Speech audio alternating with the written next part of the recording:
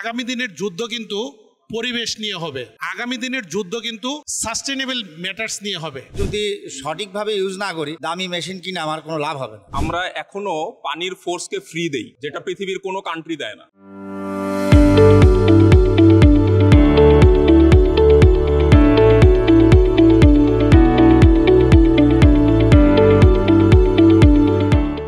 আমাদের এখানে আজকে উপস্থিত আছে আমাদের আব্দুল্লাহ উজ্জ্বল ভাই, এনভাই গ্রুপের হেড।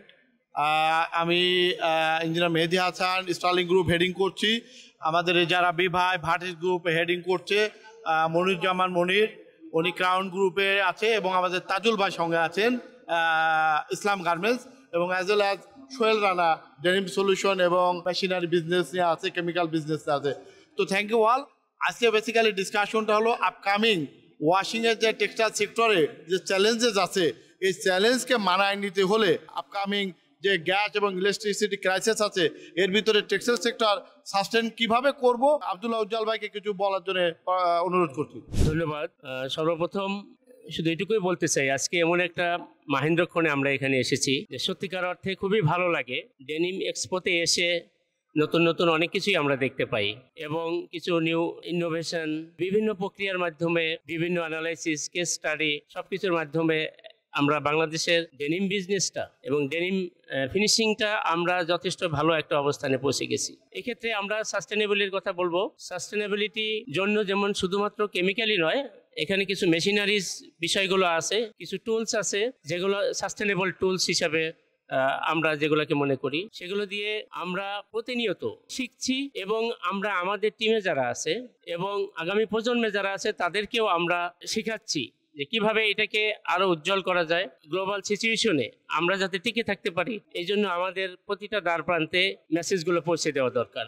ওয়াশিং সেক্টরে কিন্তু প্রচুর পানির ব্যবহার হয়। এই পানিটা যদি আমরা সাশ্রয় না করতে পারি, ফিউচার জেনারেশন কিন্তু একটা বড় ক্রাইসিসে পড়বে। এবং বিশুদ্ধ পানি, সোহেল রানার কাছে যে এই যে পানির যে ব্যবহার আমরা করছি, এখানে সাস্টেনেবল এমন কোন মেশিন টেকনোলজি কি আছে যেখানে মেশিন অন সেল 30 ডিগ্রি থেকে 45 ডিগ্রি সেন্টিগ্রেড টেম্পারেচার ইনক্রিজ হবে? এই ধরনের কোনো চিন্তা ভাবনা আছে কিনা আমি সমস্ত মেশিন সাপ্লাইয়ের কাছে অনুরোধ করব। সোহেল ভাই কিছু এ ব্যাপারে বলতে চাইলে ইনপুটটা দিতে পারেন।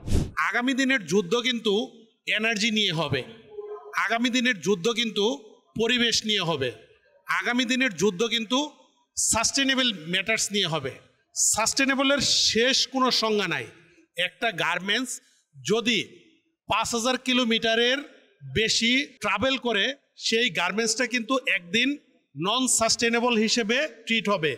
সেই জায়গাটায় আমাদেরকে চিন্তা করতে হবে আমাদের আগামী জেনারেশনের জন্য আমরা কতটুকু বিশুদ্ধ পানি এখানে রেখে যেতে পারি। আমাদেরকে চিন্তা করতে হবে আমাদের আশপাশের যে নদী নালাগুলো আছে সেগুলোকে কত সুন্দর অবস্থায় রেখে যেতে পারি।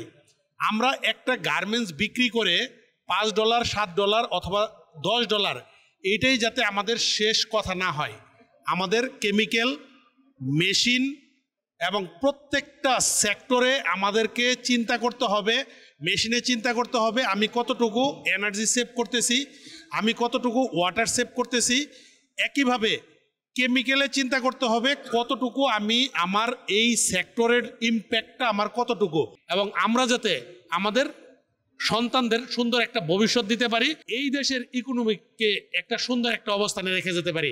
ধন্যবাদ টেক্সটাইল টুডেকে, ধন্যবাদ সবাইকে। আসসালামু আলাইকুম। তাজুল ভাইয়ের কাছে আমার সংক্ষিপ্ত প্রশ্ন, আমরা যে রিইউজ করি আপনারা এ ব্যাপারে কিছু বলবেন, এবং অ্যাজ ওয়েল অ্যাজ রিওয়াশ পার্সেন্টটা যদি কমাতে পারি তাহলে কিন্তু আমাদের অনেক পানি ইটিবি প্ল্যান্টের মাধ্যমে যেটা ট্রিটমেন্ট করা লাগবে না।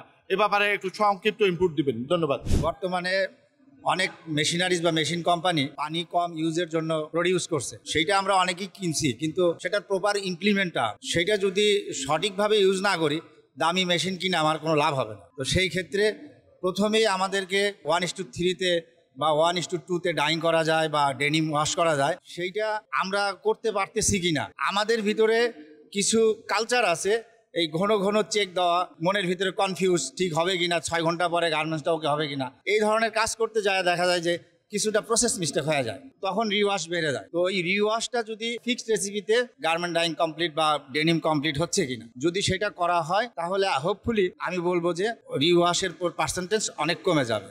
আর যত রিওয়াস্টের পার্সেন্টেজ কমবে তত পানিও ইউজও কম হবে। গ্রাউন্ড গ্রুপে আছে আমাদের মনিরুজ্জামান ভাই। মনির, আমি ওনার কাছে একটু জানতে চাচ্ছি, পার্সোনালি যদি আমি টেকনিক্যালি ডেভেলপমেন্ট হয় সেটা ইন্ডাস্ট্রিতে কি ইম্প্যাক্ট হবে?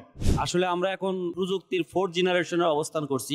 এই জেনারেশনে আসার পরে দুইটা জিনিস খুব ইম্পর্টেন্ট। একটা হচ্ছে আমরা যে মেশিনারি যে টেকনোলজি ইউজ করতেছি সেটার সর্বোচ্চ ব্যবহার, রোবোটিক টেকনোলজি যেটা। আর সেকেন্ড হচ্ছে এটার ম্যাক্সিমাম ইউজ করতে হবে আমাদের, আর আমাদের মিনিমাম ইউজ করতে হবে কেমিক্যাল। কেমিক্যাল যদি আমরা মিনিমাম ইউজ করতে যাই, ডেফিনেটলি যে কথাটা ফার্স্টে আসে সেটা হলো সাস্টেনেবিলিটি। তো সাস্টেনেবিলিটি থাকলে আমরা কেমিক্যালের মিনিমাম ইউজ করতে পারবো, প্রসেস কমায় নিয়ে আসতে পারবো, পানি কমায় নিয়ে আসতে পারবো, ডোজিং কমায় নিয়ে আসতে পারবো, আমরা অনেকগুলো প্রসেস একসাথে করতে পারবো। পাশাপাশি মেহেদী ভাই আমাকে যে কোশ্চেনটা করছে সেটা হচ্ছে প্রযুক্তির ব্যবহারের সাথে সাথে আমাদের কতটা অ্যাডপ্ট থাকতে হবে, সংযুক্ত থাকতে হবে। অবশ্যই প্রত্যেকটা প্রযুক্তির সাথে নতুন নতুন প্রযুক্তি আসলে আমাদের সেই বিষয়গুলো ভালোভাবে জানা, আমাদের যে ফ্যাক্টরি ওনার আছে, ম্যানেজমেন্ট আছে, তাদের এই বিষয়গুলো গুরুত্ব দেওয়া যায়, তারা যেন এই সুযোগগুলো পায়, তারা যেন দেশে এবং দেশের বাইরে গিয়ে এই জিনিসগুলা ভালোভাবে শিখতে এবং জানতে পারে। আসলে এই বিষয়গুলো জানলে এই ফ্যাক্টরি ওনার গুলাই বেনিফিট। আমরা আমাদের যে ব্রেন গুলা ইউজ করতেছি, আমরা আমাদের যে দীর্ঘ এক্সপিরিয়েন্স বলেন, পাশাপাশি আমাদের যে একাডেমিক শিক্ষা বলেন, আমরা কিন্তু সবকিছু ইউজ করতেছি ওনারদের প্রফিটের জন্য। তো ডেফিনেটলি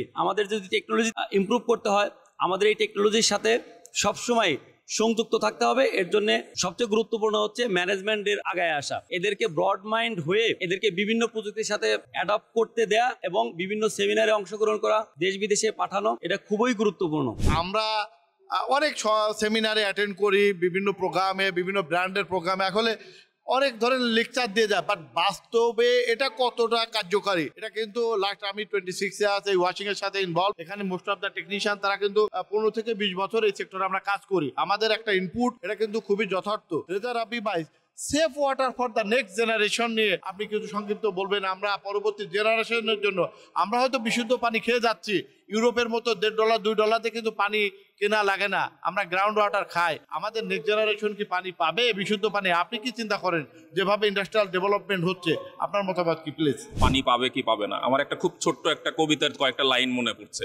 দেখিতে গিয়েছি পর্বতমালা, দেখিতে গিয়েছি সিন্ধু, দেখা হয় নাই চক্ষু মেলিয়া, ঘর হইতে শুধু 2 পা ফেলিয়া, একটি ধানের শীষের উপর একটি শিশির বিন্দু। এটা কেন বলার কারণ, আমরা যেভাবে গ্রাউন্ড ওয়াটার নিচে চলে যাচ্ছে, ধানের শীষের উপরে একটা শিশির বিন্দু খুঁজে পাবেন না। একমাত্র কারণ হচ্ছে আমরা এখনো পানির ফোর্সকে ফ্রি দেই, যেটা পৃথিবীর কোনো কান্ট্রি দেয় না। এই ফ্রিনেস যেদিন আমাদের বন্ধ হবে, ওই দিন এটার কেয়ার শুরু হবে।